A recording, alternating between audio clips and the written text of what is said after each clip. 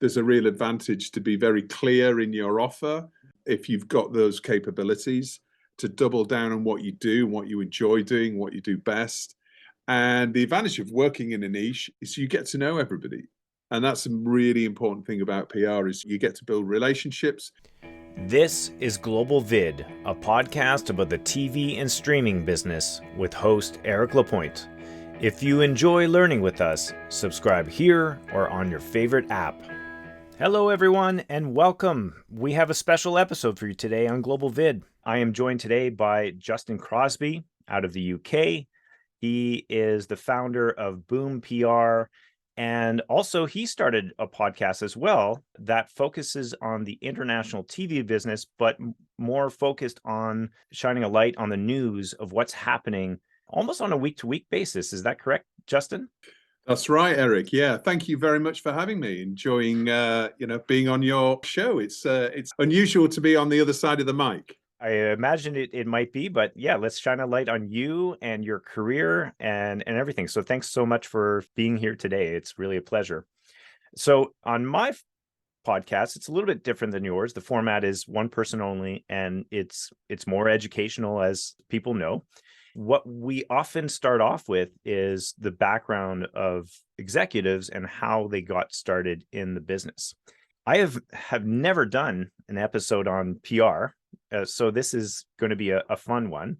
And quite frankly, there's a reason probably there aren't many podcasts about PR people, is because PR people like yourself are pitching their clients for interviews like these rather than pitching themselves. We're often behind the camera and beyond the microphone and putting our clients in this seat. Yeah, that's right. So how did this PR career start for you? Well, in one way, you could say, I suppose I fell into it. In another way, I guess you could say it was a natural progression. But I started my working life, I was in the music business in the UK. I toured with rock bands all over Europe. I was a tour manager. Oh, amazing. Yeah, so I had some pretty amazing experiences at festivals and tours. I did it for about 5 years. You know, what I found was one of the really interesting aspects of the job, not necessarily getting the band out of their bunks on the tour bus and onto the stage every day. It was more about, what went on before the band took the stage and sometimes afterwards, which was all about promotion and how they promoted their records.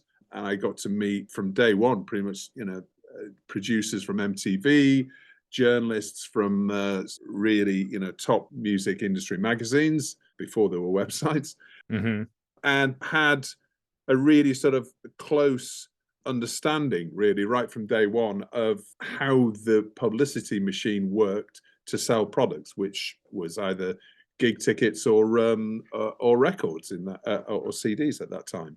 So that was my first introduction.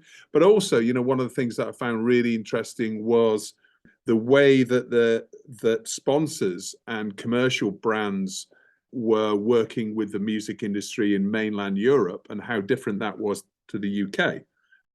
Because the UK bands were a lot more conservative about working with brands at that point because they found it wasn't really a credible kind of thing to do. Whereas Europe, it was much more open. Festivals were sponsored in much more open way, and bands were much more willing to collaborate with commercial businesses. So I found that was really interesting. One of my first learnings into the way that the media works and commercial brands work with the media. What's interesting is we have a similar start of our careers, because I actually started my career by opening up a record label and did some light tour management as well. It's a thankless task, by the way, I would have to say. It is, but I totally get it, because at the end of the day, when you're starting out your career and you're tour managing, you probably also had to manage the PR interviews that were being fed to you, and you had to make sure that was organized. And despite the fact that the job of a record label is to sell, well, back in the day, CDs, we also booked tours and we also did all the PR. Well, I think it's the same as anything. I think when you're getting involved, particularly on an independent side of things, you get to learn a little bit of everything, right? You get to learn about logistics, you get to learn about how the media works, you get to know the importance of pre-planning, you get to know the importance of how to communicate with an artist who may be feeling a little bit grouchy that day, but also a journalist who may be a little bit difficult and maybe wanting a particular story that you don't really want them to tell, or take an angle that is not necessarily complementary to your client or who you're looking after. So, I think getting involved at the grassroots level of whatever you do is a really good learning point, because you learn so much that maybe you'll take advantage of later on in your career. So from that early experience with PR through tour management, what made you go, okay, I want to do this and potentially do it in television? After I left the music industry, I started working more and more with the sort of commercial brands who were sponsoring music. So that was my kind of way out of music and into the commercial sector a little bit more. There was beer brands, there was video gaming brands. So I represented Activision at one point for a few years, understood how the video gaming industry worked. I represented Carling at that point. They were the biggest lager in the UK, and they did huge amounts of music sponsorship. And it was really sort of a gradual progression into, from marketing at that point into PR. After working for various agencies in London for probably a period of about 6 or 7 years, I started working at a more entertainment-focused PR agency. And so I really sort of ended up moving along in my career in a more senior role, but focusing on PR within TV and with brands as well. And the TV side of things, I really started to focus on. And then after a few years of that, I set up my own consultancy called Boom PR. It was really about helping content creators, producers sell their shows and their products and their businesses on an international level. That was really the sort of niche that I wanted to focus in on. And it is a niche. I mean, there's only so many clients in this area, but I think there's a real advantage to be very clear in your offer if you've got those capabilities to double down on what you do, what you enjoy doing, what you do best.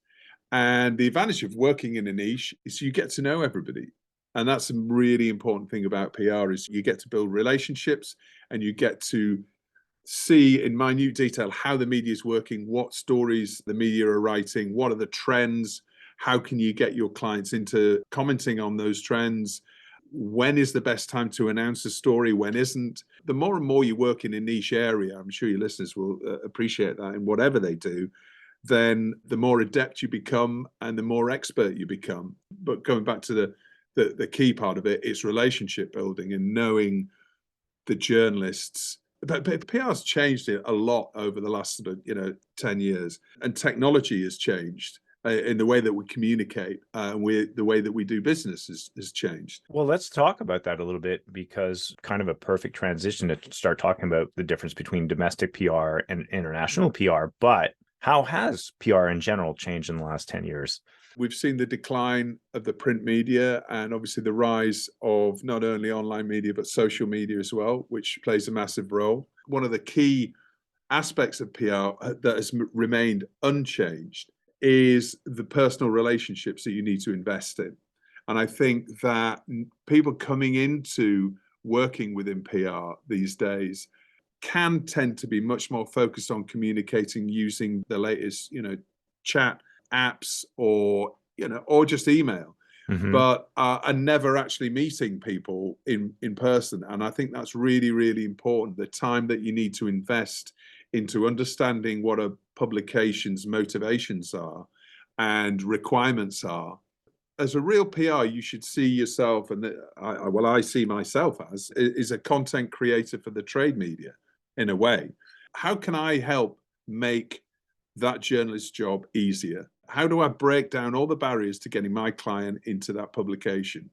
And it's understanding that is the big, skill, is the main skill that you need. And the way to do that is to spend time and to understand and invest your time in taking a journalist for a beer or taking them for lunch. And once you've established a certain rapport with them, the times that I've done that have paid me back many, many times. Yeah. And again, that's the point of being an expert in a niche. You should know as much about that publication. That should be your goal. I love that advice. It's great advice, because what you're essentially saying is, yeah, we have all this technology that's now available to us, but don't forget the human side. I don't think that's ever going to go away. So if there's one lesson for people out there, it's, perhaps utilize and leverage those tools, but at the end of the day, relationships always matter. Absolutely. And it's about, yeah, of course you can still use, WhatsApp and communicate on an email. Of course you can. And that's what we do all the time. But if I'm pitching a story, for example, the knowledge that I have of a publication as a particular journalist, and I get a no, that's almost anathema to me. It's like, I shouldn't pitch any story to any journalist that they will decline, because I should have done my job in a way that I understand what they're looking for, what are the hot buttons within the media agenda right now, and how can that intersect with what my client's looking to achieve. You don't do that over email. You do that through those personal interaction, the time that you spend together with a journalist. If you're just sending an email, you're competing with probably 150, 200 other emails that are coming through into the journalist inbox. And they've got a certain amount of time in the morning, probably an hour and a half, to write 5 or 6 stories. And that's how you stand out. You've got to make your pitch simple, straight to the point. You make it easy for them to say yes. I love that. So let's talk a little bit more about the difference between international PR and domestic PR. For most people starting out, they would understand domestic PR. You have a product, you want to get as much visibility as possible for that product, and you're going to reach out to as many magazines, newspapers, and online media that you can. How does that differ from your niche with international PR? What are the key differences? The PR that I do, again, is, as you say, it's very niche. It's helping content creators, mainly TV producers or content creators, sell their shows into a broadcaster, get their shows bought by a broadcaster, get them commissioned. But in the UK, for a number of years, we've had this thing called terms of trade, which allows a UK producer to sell their show internationally and retain the rights outside of the UK. Okay. That's changed slightly with the streamers. Although that is changing back again now. And I think we're probably going to see that as a trend throughout 2023. Budgets are getting smaller. Streamers may be a bit more willing to talk about, doing deals in particular different markets rather than a global deal, but we'll see. So my focus is all about not only helping them get that domestic commission, but in the main, they can they do that themselves. That's really their forte.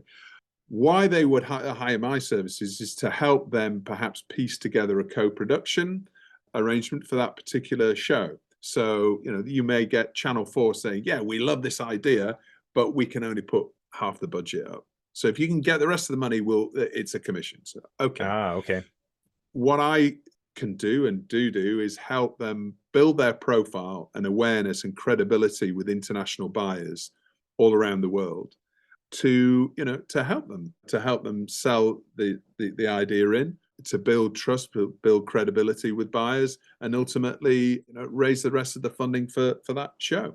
I never saw it that way, but that's because I'm not in PR. But it's probably best for clients to come to you when they already have that domestic deal in place in some ways, because then they're really going to leverage what you can do for them, as opposed to just trying to get visibility out there for the sake of making some noise.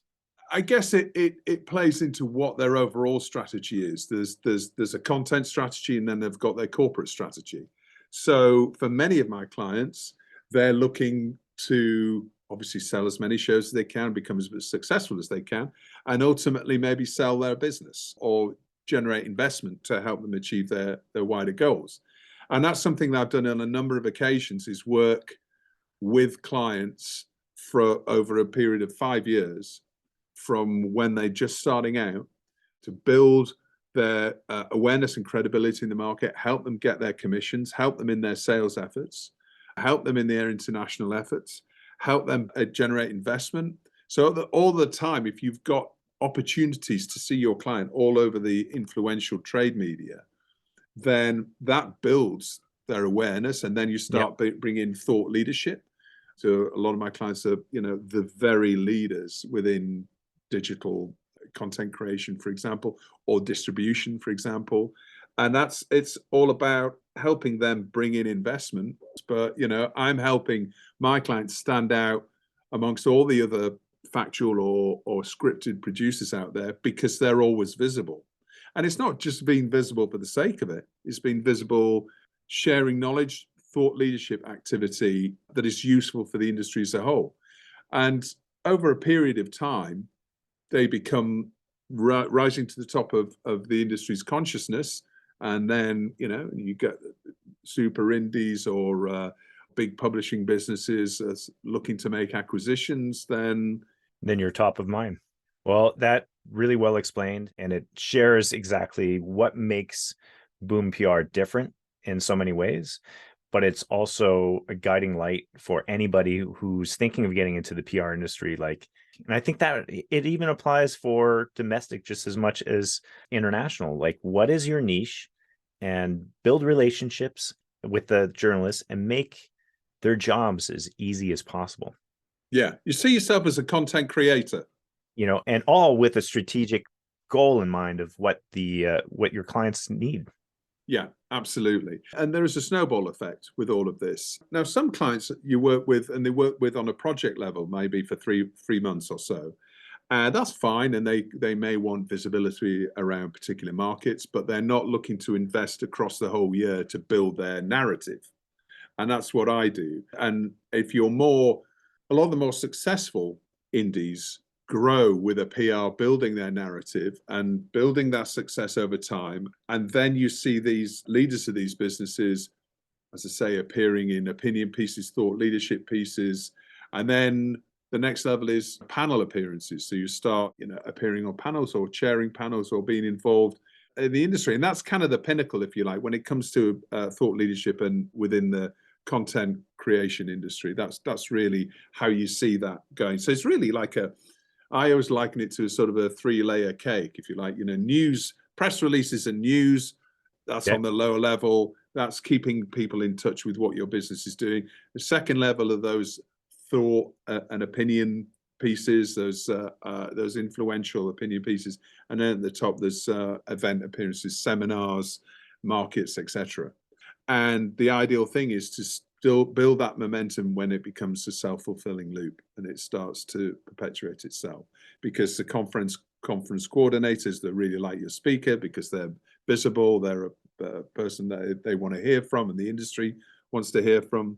So all of that is part of building the strategy of awareness and credibility and in the wider market as a whole. Well, thank you so much for sharing all that, because it's brilliant. And now let's switch a little bit and talk about the year 2020. And this is how I found out about you, because I noticed that you were also doing a podcast. You had started it before I did, in fact. I think by then you already had 20, 30, 40 episodes. I don't remember. Yeah. So what made you decide, there's obvious reasons, but what inspired you to say, okay, I'm going to do a news source podcast about the international TV business? Two reasons, really. First of all, I told you about all the clients that I'm working with and how well they were doing. I was getting some, helping some of them get investing in and getting bought, and that's all going brilliantly. Mm-hmm. Until lockdown 1 occurred in the UK, as it occurred all over the world. And all that production that all my clients were doing, they were busy creating amazing shows for broadcasters and streamers all over the world. It stopped. So from having 9 clients in the run up to MIP TV in Cannes, about 10 days later, I had 1.5 clients. Okay. So the business came to a screeching halt. And it was, if you remember back then, there's going to be no production. Oh, I remember, sadly. Yeah, I know. I really don't want to think about it, one part of my brain. But yeah, we're all locked in. What the hell do we do? What's going on? How are we going to get through this? This is crazy. We've been locked in our own houses. It was like some sort of crazy dystopian nightmare. So you found yourself with a little bit more time on your hands. Exactly. So I had a load of time on my hands and I thought, well, I can't just sit around waiting for this So I figured that what are the things that I had? I had an internet connection, I had an amazing contact book, and I had time.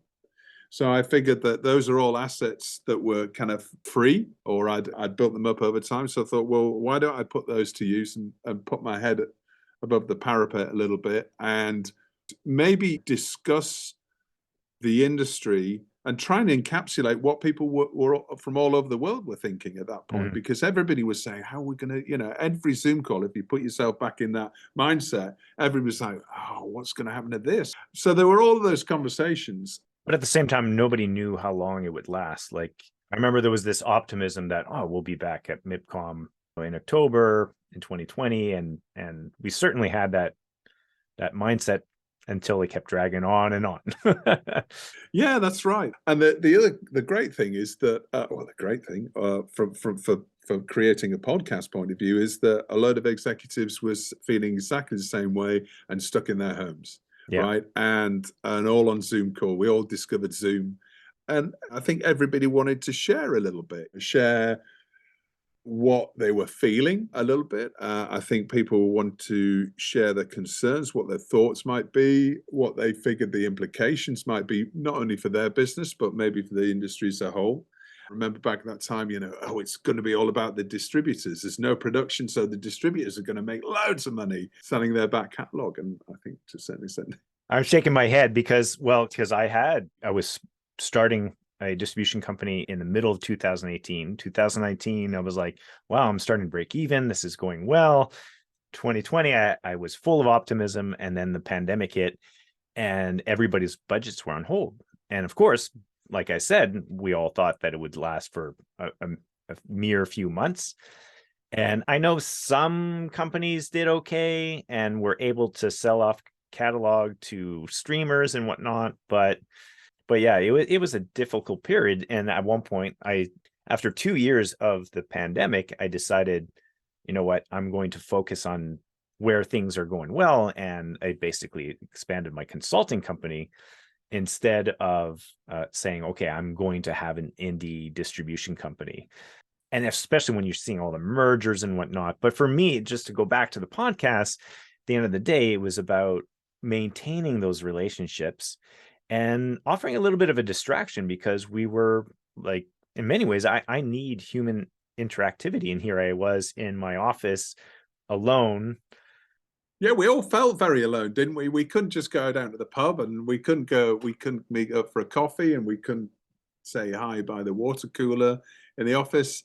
Yeah. So I think it helped build a bit of a bridge for people. And I started it as a weekly show talking about some of the key news topics every week. And that sort of expanded into, general chats with, sometimes it can be one-on-one, sometimes it can be 4 different people if there's a particular topic. My last show, which we're recording this obviously in January, but before the break, that was talking to Dr. Alex Connock, who's a Oxford University lecturer on media. And we were talking about AI and the impact that artificial intelligence is going to have on content creation, which was really fascinating. So we filled the whole hour talking about that. Where do you see Tellycast heading now? I mean, first of all, it's been amazing the support that I've had from people all over the world. And that's what I wanted to make it, an international show. And I think that's helped build its audience, doing a focus on South Korea, for example, or doing a focus on France or markets or particular territories as well, has helped to build its international footprint. I'm going to be focusing on a leadership series.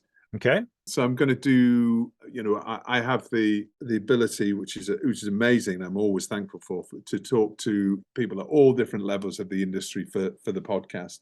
But I'm going to carve out a special leadership show, or a leadership series, should I say, at some point this year, just to talk to the leaders about how they got there, less about their corporate strategy and more about, how they as a leader deal with crises, deal with difficult decisions, how they got to where they are. So more kind of career discussion, but also leadership, the skills you need for leadership. And I find that really fascinating. So I'm going to focus on that, and going to more events. We've got the Content Funding Festival, which is going to be happening again. The second one's going to be happening in May. The digital content forum, which we had in November, was a massive success. So we're going to be expanding that and doing that again. So those two major events that are happening in London. They are, and I'd like to take them international at some point, but I guess establishing them as events, and what I see them being is smaller events focusing on more niche topics and going into much more depth at a live event about particular issues. So, for example, content funding is, it's great when you go to some of the big seminars and markets and you see all these leaders, key execs from Netflix or All3 or whoever they are discussing top line, but a lot of that is scripted, right? And a lot of that doesn't necessarily give an executive real feedback and real learnings. And that's really what the bar that I've set myself for every event that I do, is that everybody has to leave learning, at least one or two things and finding it really, really valuable.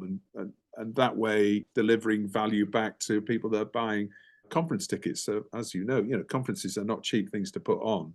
Ticket prices need to be a couple of £100 at least. So you want people to feel there's value that they're getting from that, right? Because we've all sat through those seminars and you turn around an hour later, you're an hour older and you've learned nothing, and you thought, I was going to learn, so much about this. And that's one of the things I noticed, is that when I was given the opportunity to moderate my first panels at markets and conferences, I wanted to do it differently. I wanted to steer the executives away from those conversations. So I'm glad we see eye to eye on that. And I'm glad that when you're building your conference, that's what you have in mind. Because at the end of the day, there's nothing more frustrating for a panel spectator to walk away, like you say, and go, geez, all I heard was like that person bragging about their big new show. Yeah, well, they're all pre-scripted by PRs, you see. So yeah, so we always know, they always know what they're going to say and what they're not going to say. And I think the finesse, though, and would you say this as a PR expert, would you say the finesse is finding a way to promote yourself and get those plugs in, but at the same time, making sure you're delivering on what the conference is trying to achieve with that panel? I think there's a few that have that mindset. Yeah. But sadly, I think they're very much in the minority. I think most of the senior execs that go onto panels like this, they're going in with not a damage limitation mindset, but they're going to say what they're going to say, and they're not going to say any more. And they don't need to in many cases. If you get the really senior guys, what else do they need to say? They don't want to give away their secrets. They don't want to create headlines that they don't mean to create. And most of them are savvy enough and experienced enough to know the way to avoid that. Well, and now you're seeing it from the opposite end, because you are in PR, but then all of a sudden you're realizing that I'm selling tickets to a conference. These people have to walk away satisfied and happy, and so that this thing grows. So it's kind of two different agendas. But at the end of the day, the PR person has to think about that side of the equation. Just like you said, how do I make the journalist's lives easier? That's right. But you're putting on an event, you're putting on a show to a certain extent, and I think that's down to how you select the speakers and the topics that you're going to be discussing. And it's about choosing the right speakers is a real art, because you want people who are going to deliver value, but at the same time, you need people who are senior enough to have an opinion that matters and carries weight, and also that people genuinely want to go and hear from, whether that's one of the key execs from Meta or Snapchat or ITV or whoever that is. It's about, a lot of this is also in the preparation really as well, and just being very honest about what you want from a panel. And as long as people are clear on that right from the very beginning, then what do we want? Everybody has a pre-event conference call. All panels do at all events. One would think, and at the end of the day, there are some conferences that phone it in. They'll put together the theme, they'll put together the moderator, and then take a hands-off approach. And then you're relying 100% on the moderator to do the job for you, right? So there's just different levels there. But yeah, you're right. Justin, this has been a really interesting conversation. I've certainly learned a lot more about PR myself today, so I appreciate this, and I wish Tellycast much success and Boom PR much success now as we get into 2023. So thank you very much for this conversation today. Thank you, Eric. I've really enjoyed chatting with you, and I'm hoping we're going to meet in person again very shortly at some industry event somewhere around the world. Absolutely. All right. Thank you so much. This has been the Global VID podcast. Thanks to my guests, Justin Crosby of Boom PR and Tellycast, plus our show editor, Nicole Almeida, and theme song composers, Amber Goodwin and Aaron Ross. To support this show, please subscribe and see the episode description for more details. Thanks for listening.